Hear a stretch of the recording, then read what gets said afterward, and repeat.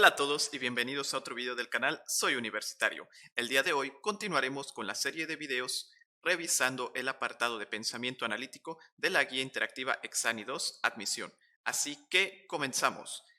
El inciso número 7 nos menciona: de acuerdo con la siguiente información se concluye que en una primaria se preguntó a 180 padres de familia cuántas caries habían presentado sus hijos después de que se les brotaran los dientes definitivos. La gráfica presenta los resultados. Para este inciso necesitamos saber un poco de matemáticas. En este caso, ver cuál de estos enunciados corresponde a la información que nos está presentando la gráfica. El inciso A nos dice: la cuarta parte de los niños presenta 2 caries o menos. El inciso A nos dice: la cuarta parte de los niños presenta 2 caries o menos. En este caso, necesitamos saber cuál es la cuarta parte de 180. Realizando la cuenta podemos darnos cuenta que la cuarta parte es 45.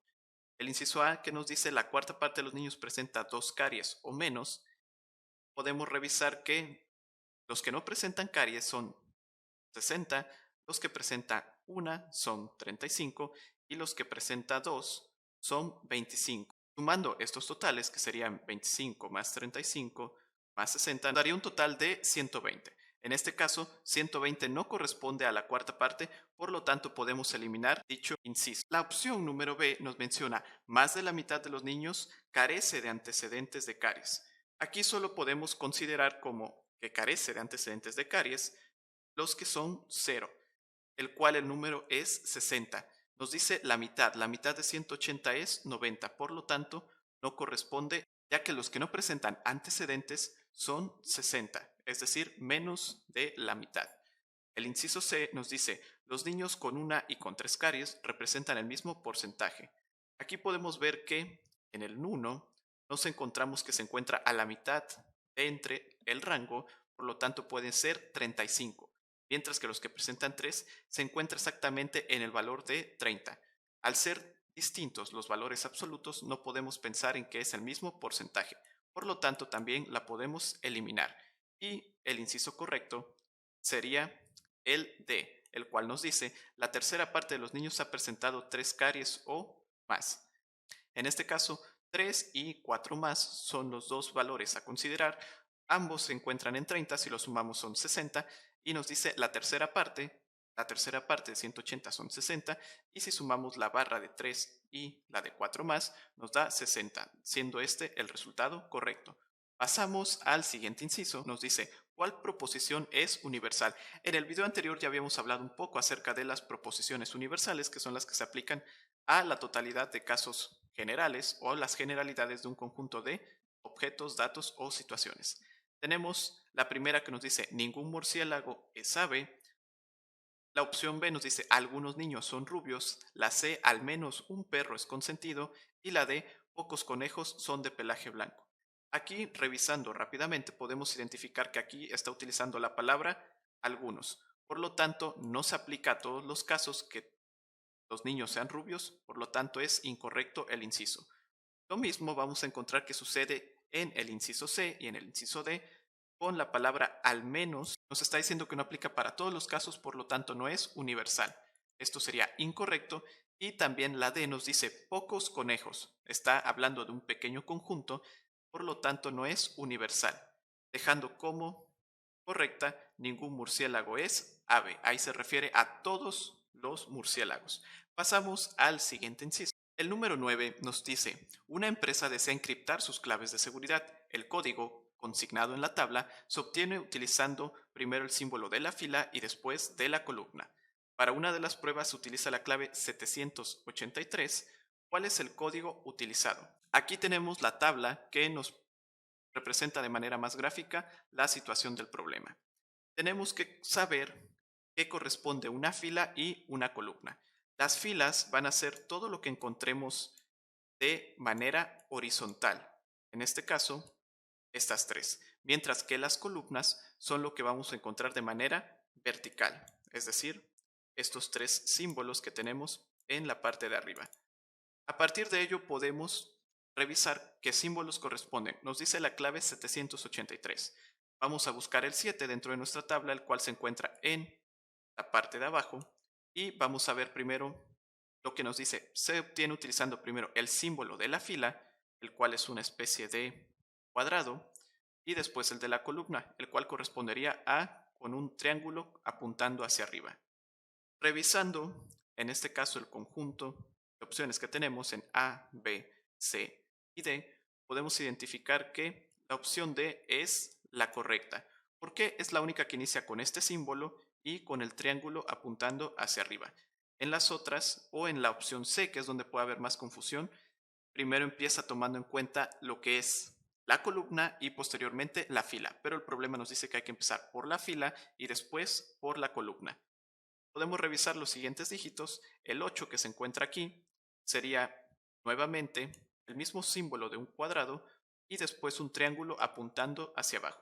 Y finalmente un rectángulo, el número 3 que se encuentra en la parte superior derecha, un rectángulo alargado y un triángulo apuntando hacia la derecha. Por lo tanto, correspondería el inciso D. Pasamos a la siguiente pregunta. La número 10 nos dice cuántos lados tiene el polígono resultante de unir las figuras en una pieza. Aquí simplemente tenemos que imaginar y observar cómo están los cortes realizados dentro de esta figura que nos presentan y contar cuántos lados vamos a obtener. En este caso, tenemos aquí que sería aquí un lado, este sería otro lado, ya que aquí al unir estos dos se perderían. Igual tenemos aquí abajo el siguiente, que sería el lado número 3, el lado número 4 y el número 5. Puede haber confusión quizás en esta parte y en esta otra a la hora de unir la figura, pero si imaginamos que esto es una especie de tangram, a la hora de unirlo, esas figuras van a quedar ya dentro de la misma figura, dentro del área, y no van a ser en este caso lados. Entonces el último lado sería el que tenemos aquí arriba y la opción correcta sería la B, ya que es la que nos menciona que sería una figura de 6 lados. Pasamos a la siguiente pregunta. La pregunta número 11 nos dice, ¿cuál opción muestra diferentes vistas de la figura? Y tenemos ahí la figura que representa.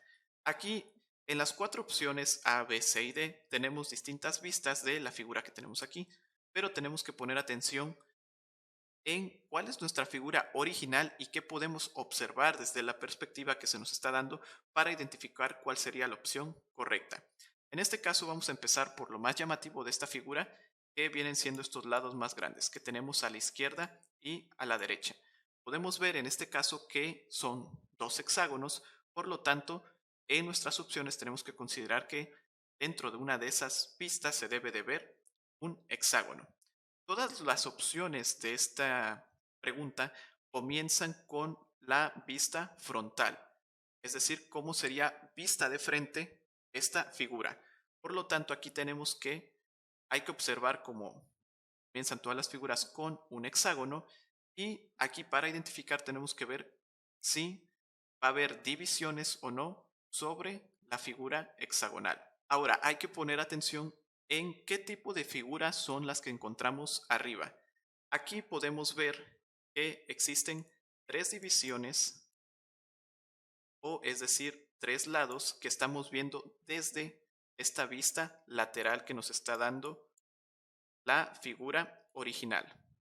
Por lo tanto, debemos considerarlo a la hora de la vista frontal. Si tomamos en cuenta la vista frontal, debemos considerar este lado que marco aquí con el número 2 o el número 1, dependiendo cómo lo quieran ver, que lo debemos tener. Por lo tanto, veremos un espacio que corresponda a este lado del hexágono, pero también vamos a ver lo que encontramos a la izquierda y a la derecha, que vendría siendo este otro rectángulo que está marcado con el número 2. Sin embargo, hay que considerar lo que está a la izquierda y a la derecha. Podemos en estos ejercicios dibujar la figura o las vistas como las vamos imaginando para ver cuál correspondería en este caso a la opción correcta.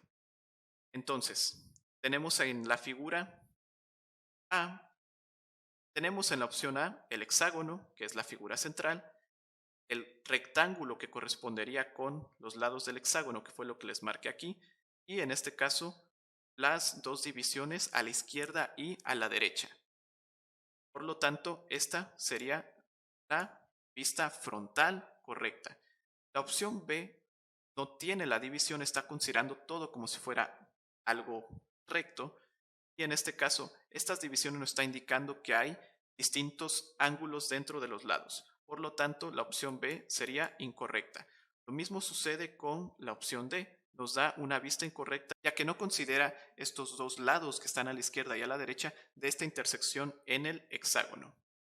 Ahora, ya que sabemos que esta vista es correcta, tanto en el inciso A como en el inciso C, vamos a revisar cuál sería otra de las vistas que podemos identificar y de esta forma identificar cuál es la correcta. Ahora, vamos a considerar el siguiente dibujo, el cual correspondería a una vista lateral, ya sea a la izquierda o a la derecha, a partir de los hexágonos. Es decir, vamos a considerar este lado, que sería 1, 2, el que tenemos en los hexágonos,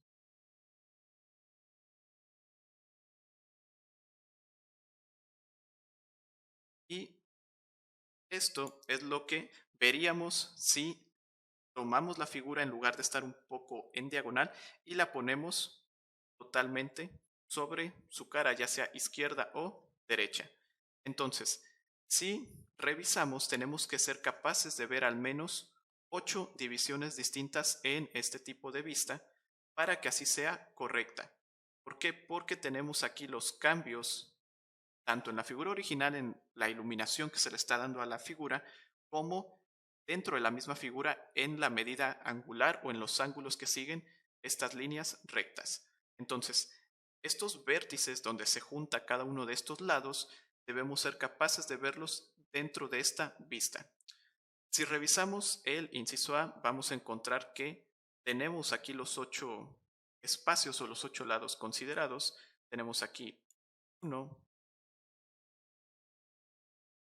el 2, 3, 4, 5, 6, 7, 8, que vendría siendo correspondiente con los 8 lados que podemos ver en la figura original y los 8 que podemos estar marcando dentro de esta opción.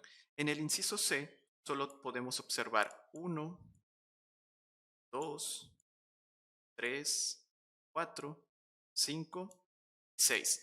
Es decir, estos vértices que encontramos entre 1 y 2 y 5 y 6 los está omitiendo, que correspondería al 1 y al 4 en el dibujo de la figura C. Por lo tanto, esa opción sería incorrecta, dejándonos como la opción correcta el inciso A. Pasamos a la última pregunta que revisaremos dentro de este video, la cual nos dice: ¿cuál es la conclusión de los textos? Tenemos dos textos. El texto 1 nos dice: después de un importante y variado historial en el desarrollo de las civilizaciones, La Plata encuentra hoy una nueva oportunidad en la medicina. Recientemente, el desarrollo de la nanotecnología ha permitido que sus propiedades antimicrobianas se incrementen y su facultad de potenciar antibióticos se multiplique. Asimismo, su capacidad de reaccionar con grupos químicos funcionales que contienen azufre ha permitido su uso como agente terapéutico para tratar el cáncer y el VIH. El texto número 2 nos menciona: la plata coloidal también refuerza el sistema inmunológico, aumenta el fluido y drenaje linfático y por lo tanto retira las toxinas de los tejidos, mejora la oxigenación, la regeneración de las células y el flujo de energía en el cuerpo. Esta solución de plata está siendo rescatada lentamente por la medicina natural, como remedio increíblemente eficaz en el tratamiento de enfermedades infecciosas. Está probado que, a diferencia de otros antibióticos ante los cuales los microbios generan resistencia, ninguna bacteria, hongo, levadura o microbio puede vivir en un líquido en el que haya una sola partícula de plata. Las 4 opciones de respuesta que tenemos nos dicen: la opción A: las propiedades terapéuticas de la plata permiten la atención a varios problemas de la salud. La opción B: las antiguas civilizaciones observaron importantes propiedades medicinales en la plata. La opción C: la utilización de la plata como antibiótico originó que las bacterias se hicieran resistentes. Y la opción D: la plata se ha utilizado como agente terapéutico en los tratamientos del cáncer y el VIH. Aquí es importante destacar que al tener dos textos nos está preguntando una conclusión que pueda ser extraída de los dos textos, no una conclusión particular del texto 1 o del texto 2. Así que va a ser importante considerarlo a la hora de buscar la respuesta correcta. Vamos a empezar por el inciso B. El inciso B nos dice, las antiguas civilizaciones observaron importantes propiedades medicinales en la plata. Esto, a pesar de que los dos textos lo mencionan y podemos quizás intuir que es algo correcto sacar una conclusión de estas, es una conclusión muy general y vaga realmente. No nos está diciendo algo importante respecto al contenido del texto y solo nos dice, las antiguas civilizaciones observaron importantes propiedades medicinales en la plata.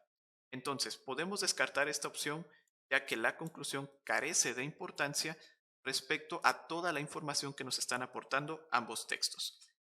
La opción C, que nos dice, la utilización de la plata como antibiótico originó que las bacterias se hicieran resistentes. Los dos textos nos mencionan de las propiedades antimicrobianas de la plata, pero ninguno nos dice que haya originado que las bacterias se hicieran resistentes. Al contrario, nos menciona que, a diferencia de los antibióticos, no se ha observado que la plata genere resistencia en bacterias, hongos, levaduras o otros microorganismos. Por lo tanto, esto es incorrecto y lo podemos descartar o es una respuesta errónea. Finalmente, el inciso D nos dice la plata se ha utilizado como agente terapéutico para los tratamientos del cáncer y el VIH. Les mencionaba que es importante considerar que debe de ser una conclusión general o una conclusión que pueda ser para ambos textos y el único que nos menciona el cáncer y el VIH es el texto 1 en esta parte, en la parte final. El texto número 2 nunca menciona el cáncer y el VIH, por lo tanto esta conclusión no se puede aplicar al segundo texto, así que podemos descartarla. Finalmente, el inciso correcto sería el inciso A, ya que es una conclusión que aplica para ambos textos y es correcta, la cual dice las propiedades terapéuticas de la plata permiten la atención a varios problemas de salud.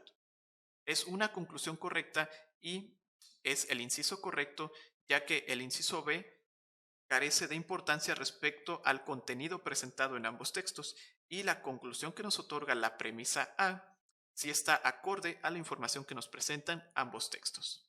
Espero que te haya gustado el video del día de hoy revisando otros 6 reactivos del apartado de pensamiento analítico de la guía interactiva Exani 2. No te olvides compartir, suscribirte a nuestro canal y si deseas ver el resto de los reactivos o las otras secciones que ya hemos revisado en el canal, dirígete a la descripción donde encontrarás un enlace donde puedes consultarlos. En los siguientes videos terminaremos de analizar los siguientes reactivos de esta guía interactiva en el apartado de pensamiento analítico. Soy Jair y nos vemos en el próximo video del canal Soy Universitario. Hasta la próxima. ¡Soy universitario!